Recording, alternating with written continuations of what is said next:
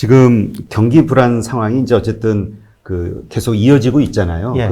팬데믹에 대한, 2차 팬데믹에 대한 걱정도 있고요. 실적 분명히 안 좋아질 거라고 예상들 하고 있고요.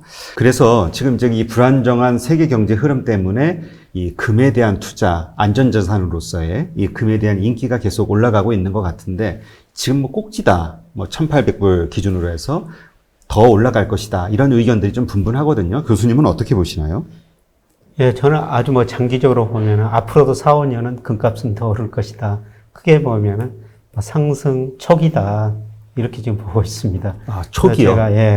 지금 제가 금사라고 권유한 건 아니고요. 제가 2년 전부터 계속 금 비중 늘려주십시오. 이런 이야기를 많이 방송에서 드렸었어요. 근데 제가 그렇게 봤던 거는 아까 미국 비중 줄어들고 중국 비중 올라가면서 상대적으로 달러 가치는 떨어질 수밖에 없다. 그래서 네. 달러 가치가 떨어지면 금값은 상대적으로 오를 수밖에 없다.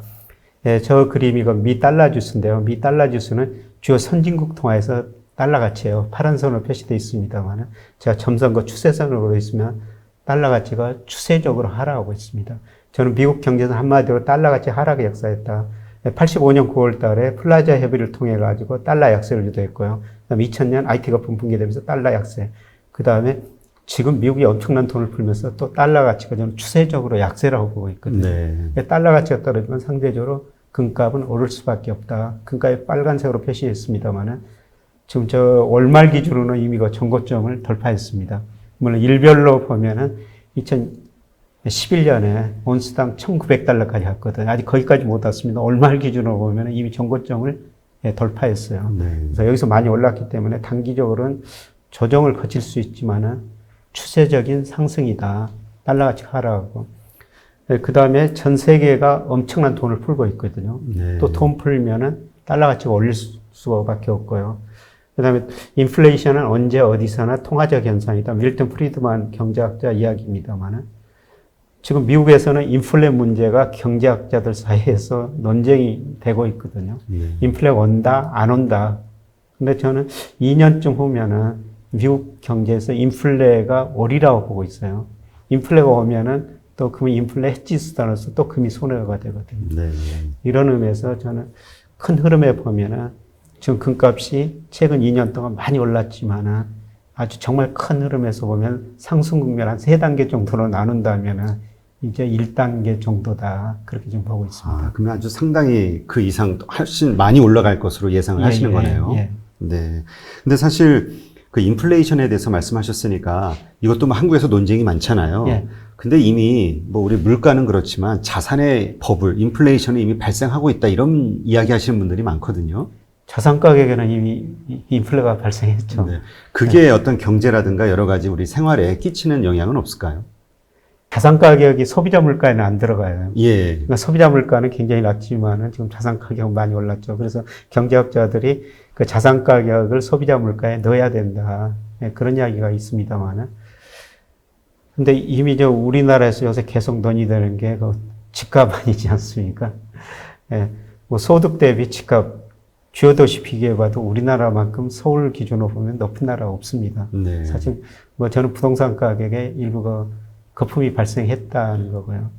다른 측면에서는 그만큼 돈이 많이 풀렸다. 그런 의미도 되겠습니다만은 저는 그 이상으로 지금 집값은 너무 많이 올랐다. 이렇게 지금 보고 있고요. 주가는 지금 거품이라고는 이야기 드릴 수가 없습니다. 저는 장기적으로 명목 GDP만큼 주가가 상승하는 게 정상이다. 이렇게 보고 있는데요. 예를 들어서 1980년부터 우리나라가 명목 GDP 성장이 약 10% 했는데 주가는 한 12% 연평균 올랐거든요. 네. 2000년 이후로는 명목 GDP가 한 6% 성장했는데 주가는 8% 연말 기준으로. 그러니까 거의 장기적으로 GDP 성장률하고 주가 상승은 거의 비슷하거든요. 네. 근데 올해 명목 GDP 가지고 제가 적정 주가를 추정해 보니까 한 2200 정도 나와요. 그러니까 지금 수준이 적정 수준이라는 것이죠. 네. 내년에는 코로나 사태가 어떻게 전개되냐에 따라서 다르지만은 내년에는 명목 GDP가 올해보다 3 내지 4%는 저는 증가리라고 보고 있거든요. 그러면은 적정 주가도 3 내지 4%보다 더 증가한다. 예, 그리고 주가가 명목 GDP를 훨씬 벗어났다가 밑으로 갔다 하는데 예, 지금 명목 GDP에 주가가 접근해 있는데 내년에는 주가가 명목 GDP를 조금 웃도는 수준이다. 그래서 주가 상승률이 좀 더 높을 것이다. 이렇게 보고 있는데요. 예, 지금 주식시장은 거품이 아니라는 것이죠. 아, 지금은요? 예. 지금 사실 버블 논쟁이 많잖아요. 지금 이미, 왜냐하면 기업 실적들이 안 좋으니까 PER로 봤을 때는 뭐 정말 엄청난 수준이 돼버리니까. 예. 근데 그렇게 보지 않아도 된다. 이렇게 보시는 건가요? 예. 그러니까 저는 PER이 우리가 가가 다른 나라보다 굉장히 낮았었어요. 아, 원래 낮았으니까. 예, 평균 10배 안팎인데 지금 뭐 12, 13배까지 올라온 거로 제가 알고 있는데. 근데 우리나라가 PER이 낮았던 것은 우리 기업들이 배당을 많이 안 줬기 때문입니다. 배당 성향이라는 것은 기업 순이익 중에서 배당을 얼마 주느냐. 근데 미국 기업은 어떤 애는 거의 50%를 순이익 중에서 배당금으로 줘요. 아, 네. 중국도 30% 중반이거든요. 우리나라는 그동안 20%대 초반이었었어요. 근데 우리 정부가 지난 정부부터 계속 기업들한테 배당 더 달라고 압박을 주고 있거든요. 그러니까 기업소득 한류제라고 그래가지고. 근데 97년 외환위기 이후로 보면은 국민 소유 생기면 가계, 기업, 정부가 나눠가지는데 기업 몫은 상대적으로 커지고 가계 몫은 상대적으로 줄어들었어요. 그래서 기업 소득을 가계 소득으로 이전시켜야 되겠다. 그래서 기업들은 임금 올려달라, 고용 투자 늘려달라, 그렇지 않으면 배당 늘려달라. 근데 기업들이 지금 임금 별로 안 올려주고 고용도 별로 못 늘리고 있는 상태거든요. 배당을 더 줄 수밖에 없어요. 네. 예, 그래서 배당금이 올라가면은 주가도 PER이 올라갈 수밖에 없는 거죠. 그래서 우리나라 PER이 저는 한 단계 조금 배당금이 증가하면서 올라가는 단계로 좀 보고 있습니다. 네, 그렇군요. 그러니까 정말 말씀하신 대로 만에 하나 8, 9월에 그 어떤 조정이 와서 하락한다 해도 뭐 이렇게 좋은 우량주를 갖고 있다면 겁먹지 말고 계속 보유할 필요가 있는 거네요. 예, 견디시고요. 네. 근데 이제 그 금값이 이렇게 계속 상승한다는 거는 결국은 달러가 불안하다는 얘기잖아요. 예. 달러의 가치가 하락될 예, 수밖에 없고 예. 미국 정부나 연준이 그거를 그대로 방치하겠는가라는 질문이 생기거든요. 예. 근데 저는 아무리 그 정부가 힘이 세다 그래도 시장은 이기지 못한다고 생각하고 있거든요. 이거는 뭐 어느 나라 마찬가지예요. 예, 제가 88년에 뭐 증권회사 들어갔습니다만 그때 주가가 많이 올라가다 89년 4월 7일 날로 기억되는데 주가 코스피가 1,700 찍고 떨어지더라고요. 네. 그래서 주가가 떨어지니까 투자자들이 좀 온성이 높았었죠. 그래서 우리 정부가 2조 7천억 돈을 찍어내가지고 주시장 부양했거든요. 한국에 2조 7천억 찍어내가지고. 근데 주가가 한 3일 정도 오르고 계속 떨어지기만 했었어요. 네. 뭐 제가 단적인 예입니다만 그런 것도 보는 것처럼 정부가 시장은 이길 수가 없다는 것입니다. 네, 그래서 최근에 그 중국도 그런 이야기가 많이 나오는데요. 얼마 전에 중국 공산당 관리가 이런 이야기를 하더라고요. 중국 정부도 그런 걸 깨달고 있다. 사람, 공산당은 통제할 수 있지만 시장은 통제할 수 없다는 걸 깨달아가고 있다. 아. 그래서 미국 지금 비중이 세계에서 계속 축소되고 있거든요. 그러니까 예를 들어가지고 미국 GDP가 2001년에 세계에서 차지한 비 31%였어요. 네. 작년에 24% 줄어들었고요. IMF가 2024년까지 최근 전망해놨으면 2022%로 더 줄어든다는 거거든요. 이 줄어들면은 미국 정부가 무슨 짓을 하더라도 예, 달러 가치는 떨어질 수밖에 없다는 것이죠. 네. 근데 이제 보통 그렇게 떨어지는 거는 수요, 그러니까 그 달러를 보유하고자 원하는 그 시장 수요가 줄어들기 때문에 또 그런 게 생기는 거잖아요. 예. 근데 다르게 보면 달러만이 아니라 각국의 화폐들의 가치도 예. 많이 찍어내고 있으니까 예. 같이 떨어지기 때문에 지금의 어떤 그 비율로 봤을 때 예. 그 우월성 예. 이거는 계속 지속되는 거 아니냐 이런 생각하시는 분도 있던데요. 그러니까 단기적으로 누가 돈을 더 많이 푸느냐 환율이 결정되거든요. 네. 그런데 2008년 미국이 엄청나게 돈을 많이 풀었어요. 그래서 달러 가치가 떨어졌고요. 그 다음에 올 3월 이후 세계에서 제일 많이 푸는 나라가 미국, 미 연준이거든요. 네, 그래서 지금 미 연준이 일본 중앙은행, 유럽 중앙은행과 중국 중앙은행, 우리나라 중앙은행과 훨씬 더 돈을 많이 풀고 있기 때문에 지금 엔화가 106엔대로 강세를 보이고 유로도 강세 보이고요. 뭐 우리 경제 뭐 쉽지 않죠. 그럼에도 불구하고 지금 환율이 1,200원 안팎에서 안정되고 있지 않습니까? 네. 미국이 훨씬 우리보다 돈을 많이 풀고 있기 때문인 겁니다. 아, 네. 그런 게 있군요. 근데 그 이런 얘기 하시는 분도 있던데요. 그 우리 달러 지수는 그 6개국인가 그 선진 그 거래 예. 어떤 화폐하고 이제 비교해 가지고 이제 만드는 지수고 예. 우리 신흥국 그 달러 지수는 또 따로 있다. 이런 예, 얘기를 따로 있습니다. 예, 그래서 우리는 예. 그걸로 좀 평가를 해야 되지 않느냐. 예, 그걸로 평가를 해야 되죠. 그 미국에서 그 신흥국 뭐 재화 서비스를 합쳐가지고 가중 달러 가치를 발표하거든요. 그거는 저 달러 환율하고 선진국 달러 지수하고 다른 모양입니다. 아, 그래요? 예, 그런데 그것도 최근에는 달러 지수가 많이 꺾이고 있어요. 예. 저 나중에 뭐 기회 되시면 그 그래프를 한번 다시 가가지고 보여드릴 텐데요. 네. 예. 우리나라는 사실 저 선진국 달러보다는, 달러 지수보다는 이머징 달러 지수, 그걸 더 보셔야 되는데 그것도 지금 달러 가치가 많이 꺾이고 있거든요. 네, 그렇군요.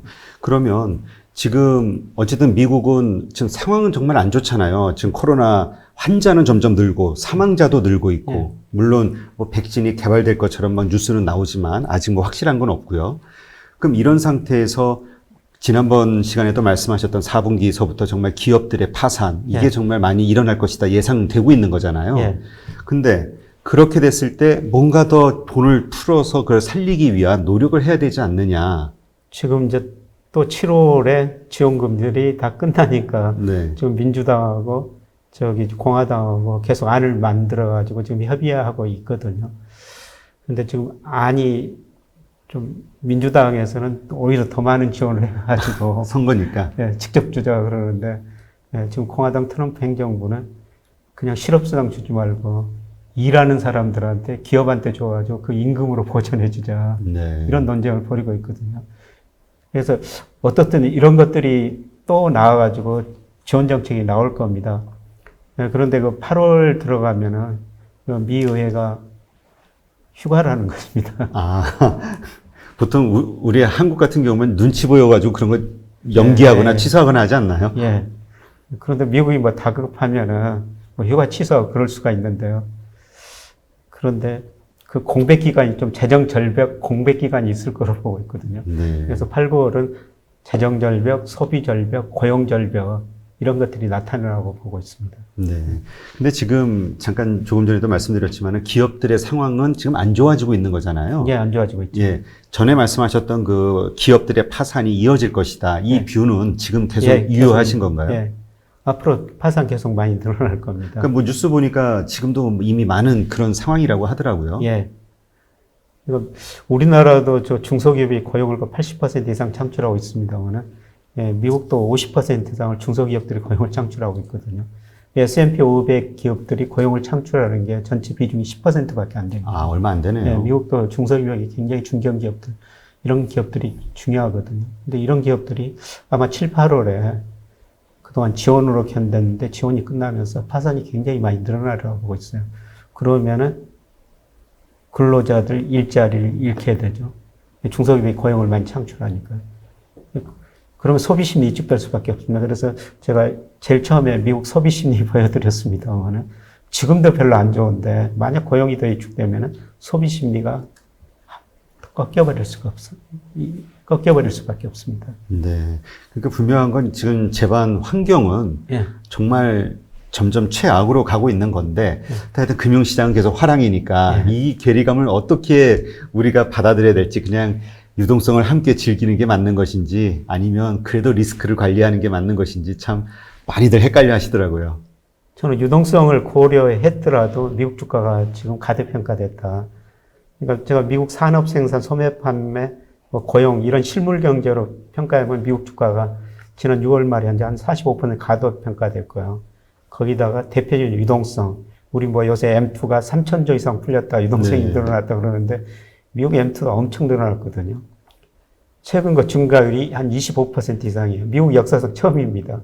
그리고 미국도 유동성이 그렇게 많이 늘어났는데 그거를 포함하더라도 미국 주가가 제가 평가해 한 15% 이상 가대평가돼 있거든요. 네.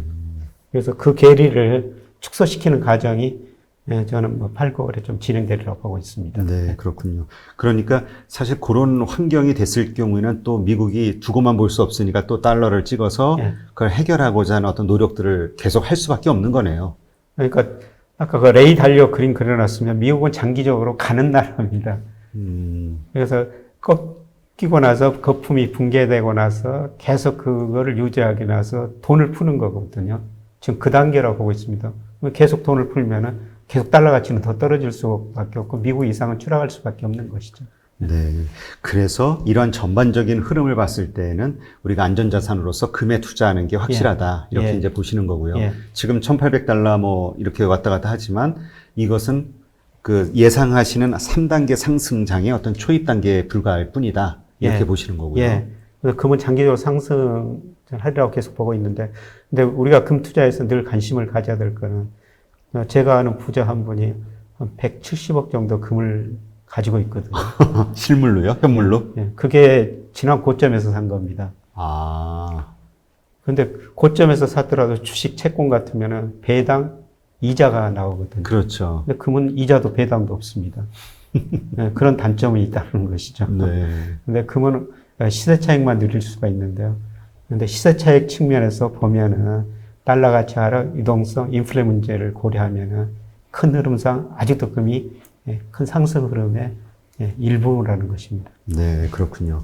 하여튼 현재까지 어떤 데이터들 가지고는 이제 우리가 이렇게 예상이 되는데 사실 이제 이것에 또 반대되는 뭐 연준이 됐든 미국 정부가 됐든 각국의 중앙은행들이 됐든 자기들 나름대로 또 생존을 위한 또 어떤 대책들이 나오면서 예. 흐름이 어떻게 변할지는 이제 계속 우리가 주의 깊게 봐야 주의 되는 깊게 거네요. 지켜봐야 될 겁니다. 네.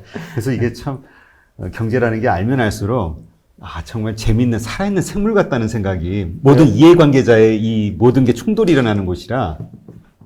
제가 지금 말씀드린 이 컵이 지금 손잡이가 오른쪽에 있지 않습니까? 네. 그러면 시청자들이 보시기에는 이게 아마 왼쪽으로 보일 겁니다. 네. 왼쪽 이야기를 할 수가 있어요. 네, 그렇게 다른 이야기를 뭐 다른 분들도 보는 시각에 따라 달리 할 수가 있는데요. 분명한 것은 이 손잡이가 어느 쪽에 있든지 있다는 것입니다. 네. 누가 이 손잡이가 오른쪽에 있는 거, 왼쪽에 있는 거, 그거를 이제 잘 좀 알아맞히는 게 중요한 건데요. 뭐, 제 견해도 하나라고 보시면 될 것 같습니다. 네. 그래서 저도 데이터가 나오면은 계속 업데이트 하면서 제 모델이 틀려면 수정해 가거든요. 네, 그렇군요. 근데 참, 이렇게, 많은 분들에게 정평이 나 있는 게, 우리 김영익 교수님은 공부를 정말 많이 하시는 분으로 알려져 있거든요. 교수님은 공부를 어떤 식으로 이렇게 하시나요? 이 세계의 흐름, 트렌드를 잃지 않기 위해서? 저는 뭐 글로벌 금융시장을 예약해서 영국의 파이낸셜 타임즈하고 더 이코노미스트, 이거를 지금 30년 가까이 지금 꾸준히 보고 있고요. 매일 나오는 그 날짜. 예. 그리고 이런 데이터를 받아야 되기 때문에 매달 굉장히 비싼 돈 주고 데이터를 사서 보고 있습니다. 그렇군요. 예, 그리고 데이터를 제가 매일매일 손으로 직접 입력하고 있어요. 데이터를 입력해야지 이게 감이 생기거든요. 그래요? 그냥 읽는 것만 가지고는 부족하고. 예. 그리고 데이터 분석으로는 한계가 있죠. 그래서 예측이라는 것은 저는 과학이고 예술이다. 데이터는 과학일 수가 있어요. 네. 근데 그 데이터 기간을 언제부터 분석하느냐에 따라 좀 미래 예측치가 달라지니까요. 그거는 파이낸셜 타임즈, 이코노미스트 같은 이런 것을 보면서 끊임없이 그 흐름을 나름대로 판단해 가고 있죠. 그러니까 데이터는 데이터대로 축적하면서 공부하면서 또 최근의 어떤 글로벌 뉴스들을 통해서 이제 서로 이렇게 대입을 해보시면서 감을. 그리고 제가 미국 주요 경제 지표뿐만 아니라 우리 경제 주요 지표 예측 모델을 전부 만들어 놨거든요. 그래요? 네, 그래서 제가 예측했는데 그게 발표되면은 제 예측하고 왜 차이가 나는가. 그래서 너무 큰 차이고 방향마저 틀리면은 다시 이거 수정해 가죠. 데이터의 기본이 되는 조건들을.